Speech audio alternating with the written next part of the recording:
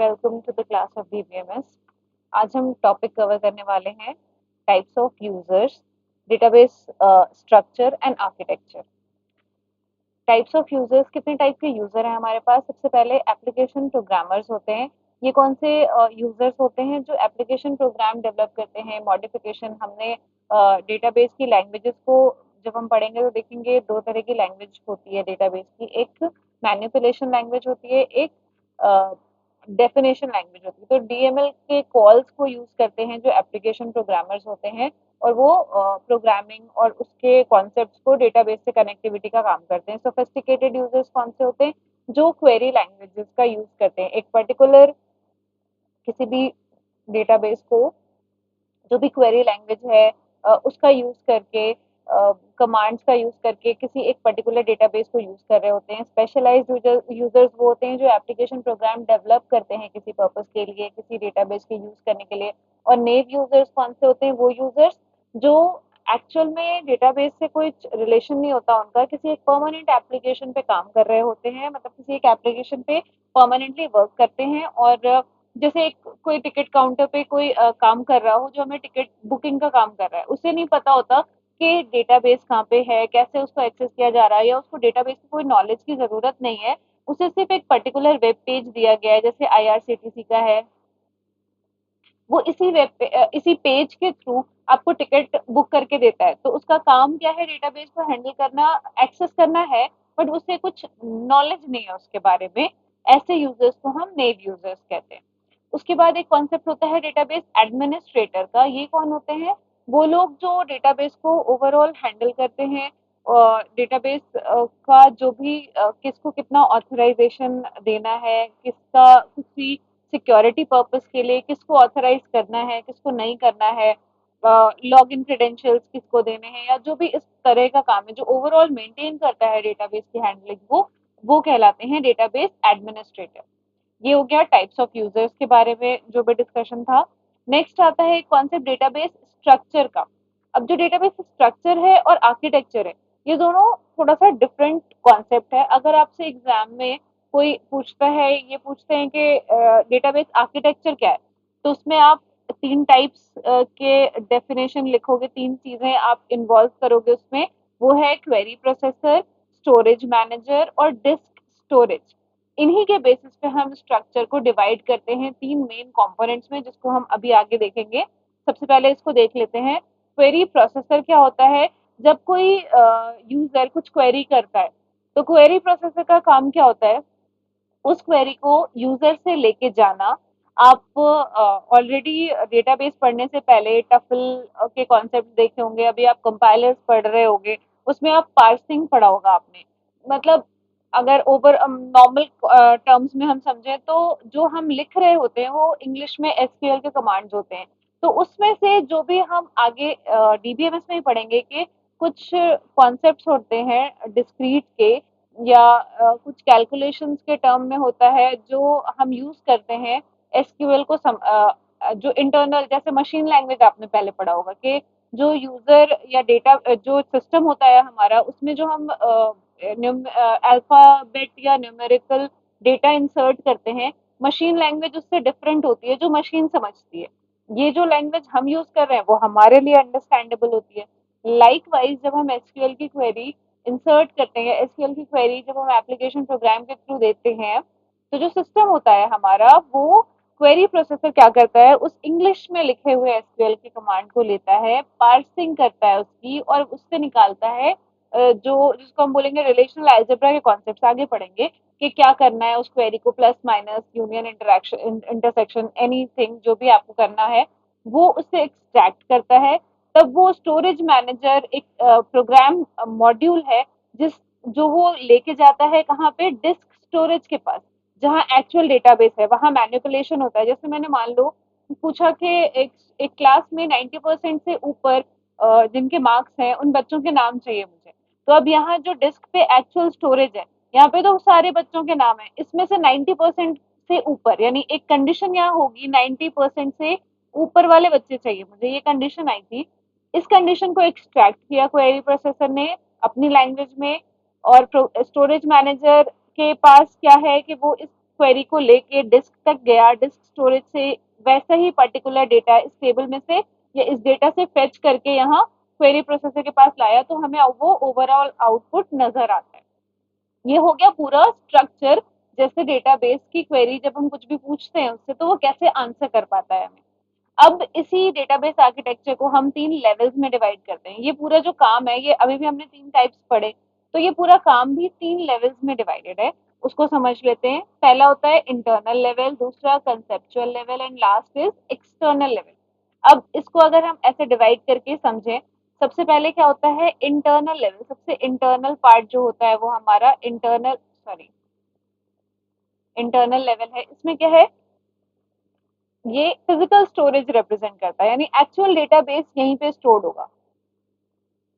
ठीक है, यहाँ पे एक्चुअल डेटाबेस है जहाँ पे रियल डेटा हमारा यहीं स्टोर्ड है, ये फिजिकल स्टोरेज है। अब नेक्स्ट लेवल क्या है, कंसेप्चुअल लेवल। यहाँ पे हमारा होगा कंसेप्चुअल या फिर लॉजिकल भी कहते हैं इसी को, लॉजिकल भी कहते हैं, यानी कि ये एक्चुअल में नहीं होता, ये हम लॉजिकली व्यू कर रहे होते हैं। मतलब लॉजिक हमने बाय हम आर लॉजिक हमने उसको कैसे देखा, कैसे समझा है, वो होता है यहाँ पे। इसमें क्या होता है, जैसे मान लो अभी जैसे मैंने बोला स्टूडेंट के एग्जाम्पल में कि एक्चुअल डेटाबेस में तो बहुत सारा डेटा होगा, स्टूडेंट का पूरा डेटा स्टोर्ड है, मुझे सिर्फ मार्क्स से रिलेटेड डेटा चाहिए, तो यहाँ से मैंने वो कॉलम्स कट करके यहाँ पे एक टेबल के फॉर्म में कंसेप्चुअल व्यू बनाया। That is not the actual view. Actual में तो डेटा बहुत बड़ा है, बट हमने अपने अभी यूजेज के हिसाब से जो डेटा निकाल के अभी व्यू करने के लिए मांगा, वो हमें जो दे रहा है वो है कंसेप्चुअल लेवल। ये लॉजिकल व्यू देता है। आगे जब आप अलग अलग व्यूज पढ़ोगे तो ये ज्यादा क्लियर हो जाएगा, अभी सिर्फ ओवरऑल समझो कि ये सेकेंड लेवल जो होता है हमारा, ये कंसेप्चुअल जो हम क्रिएट कर रहे हैं, जो एक्चुअल नहीं है, लॉजिकल है हमारा, वो लेवल पे, सेकेंड लेवल पे यानी कंसेप्चुअल लेवल पे होता है डेटा उस तरह से। और लास्ट जो अपर लेवल है वो होता है हमारा एक्सटर्नल लेवल। ये क्या है, यूजर जैसे देख रहा होता है, जैसे हमारे पास हो सकता है फॉर्म के जैसा हमने कुछ फिल किया हो और वहां से डेटा फेच करके हमें मिल रहा हो, तो उसको हम क्या बोलेंगे, वो हमारा है वो फॉर्म के व्यू में था, वो हो सकता है एक पॉपअप में हमारे पास आंसर आ जाए, किसी का नाम हमने सर्च किया था, तो वो वाला जो है क्या है, उसको बोलते हैं हम एक्सटर्नल व्यू, यानी यूजर कैसे देख पा रहा है डेटा को, उस व्यू को हम कहते हैं, उस लेवल पे डेटा को कहते हैं, डेटाबेस को हम कहते हैं एक्सटर्नल लेवल है, यूजर का व्यू है, जैसा यूजर को दिख रहा हो डेटाबेस। तो ये 3 हो गए स्ट्रक्चर के बेसिस पे कितने हमने लेवल्स डिफाइन किए हैं डेटाबेस के। नेक्स्ट टॉपिक है हमारा डेटाबेस आर्किटेक्चर। आर्किटेक्चर यानी डेटाबेस किस किस तरह से बना हुआ है या उसका आर्किटेक्चर कैसा है, उसको हम 3 पार्ट में पढ़ेंगे। पहला होता है 1 टियर आर्किटेक्चर, 2 टियर आर्किटेक्चर और ये वाला है 3 टियर आर्किटेक्चर। 1 टियर आर्किटेक्चर जो बेसिक हमारा डेटाबेस है, जैसे मान लो कि हम किसी फिजिकल स्टोरेज पे हमने कोई हार्ड डिस्क पे या किसी सिस्टम पे हमने किसी एक डिवाइस पे डेटा को स्टोर करके रखा है ना, डिवाइस पे स्टोर किया हुआ है। अब किसी एक एप्लीकेशन प्रोग्राम के थ्रू उस डेटा को उस डिवाइस से हम एक्सेस कर रहे हैं, तो ये जो डायरेक्ट एक्सेस हो रहा है इसको हम 1 टियर आर्किटेक्चर बोलते हैं। ठीक है, इसमें क्या होगा, एक लोकल डेटाबेस और एक एप्लीकेशन एप्लीकेशन प्रोग्राम और एक डिवाइस के ऊपर ये स्टोर किया हुआ, that is all about 1 tier architecture. ये बहुत बेसिक आर्किटेक्चर है, सिंपल होता है, इजी टू इम्प्लीमेंट होता है, बट इसमें कोई सिक्योरिटी नहीं है। इसमें जो भी हम डेटाबेस से शेयरिंग चाह रहे थे या बहुत सारे लोगों का एक्सेस को प्रोवाइड कराना चाह रहे थे, वो सब बिल्कुल इसमें पॉसिबल नहीं है। ये बहुत बेसिक आर्किटेक्चर था।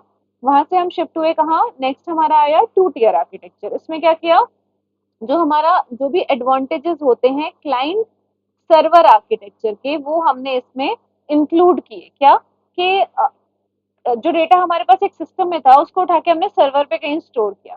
अब उससे क्या हेल्प मिलेगी हमें कि अब एक यूजर नहीं, मल्टीपल यूजर एक ही टाइम पे उस डेटा को एक्सेस कर सकते होंगे, सबकी क्वेरी एक साथ सॉल्व हो सकती है। जो कॉन्करेंसी हम हमारा लास्ट मोटिव है अचीव करने का, जिसकी वजह से हमने फाइल सिस्टम छोड़ा, हम अभी देख चुके हैं फाइल सिस्टम और डेटाबेस में क्या डिफरेंसेस थे, क्या एडवांटेजेस हैं डीबीएमएस के ओवर फाइल सिस्टम, वो सारा कुछ हम अचीव कर पाए थ्रू क्लाइंट सर्वर, जब हमने डेटा को सर्वर पे शिफ्ट कर दिया।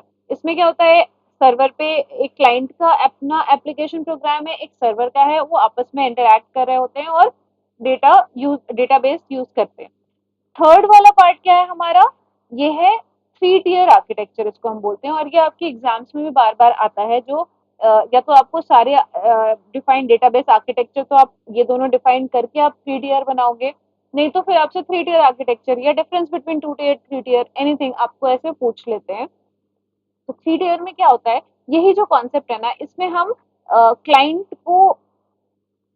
क्लाइंट के आगे इसको एप्लीकेशन को रख देते हैं, और यहाँ पे अगर हम डेटाबेस को इसके पीछे रखें और सर्वर की एक एप्लीकेशन यूज करें, यानी एक लेयर आ जाती है किसके बीच में, डेटाबेस और यूजर के बीच में, ये एक लेयर, थर्ड लेयर के जैसे बन जाता है। अभी क्या था, ये डायरेक्टली डायरेक्टली इंटरेक्ट कर रहे थे, इसमें हमने कोई एक लेयरिंग और नहीं की थी, बट अभी इसी को हम एज अ लेयर यूज कर रहे हैं between database and actual user. तो अब ये थ्री टियर हो गया। अगर हम यहाँ देखें तो इसको वन कहें, इसको टू लेयर, लेयर टू हो गया, ये लेयर थ्री है। अब ये थ्री लेयर का आर्किटेक्चर बन गया, जिसमें क्या है, क्लाइंट का एक अपना साइड है जिसमें एक्चुअल क्लाइंट यानी यूजर है और उसका एप्लीकेशन है। एक सर्वर की साइड है जिसको यहाँ पे ये देखो क्लाइंट है, यहाँ सर्वर है, सर्वर की साइड पे भी अपना एप्लीकेशन है और डेटाबेस है। तो एक मिडिल लेयर हम यहाँ पे कॉन्सेप्ट इंट्रोड्यूस किया हमने, जो कि एप्लीकेशन लेयर है बिटवीन यूजर एंड डेटाबेस। इससे होता क्या है, सिक्योरिटी बढ़ जाती है, आप इजी टू एक्सेस हो जाता है, बहुत सारे एडवांटेज जो डीबीएमएस के रियल एडवांटेजेस आप देख चुके हो वो सारे हम यहाँ पे यूज कर सकते हैं। This is all about database structure and architecture. Thank you.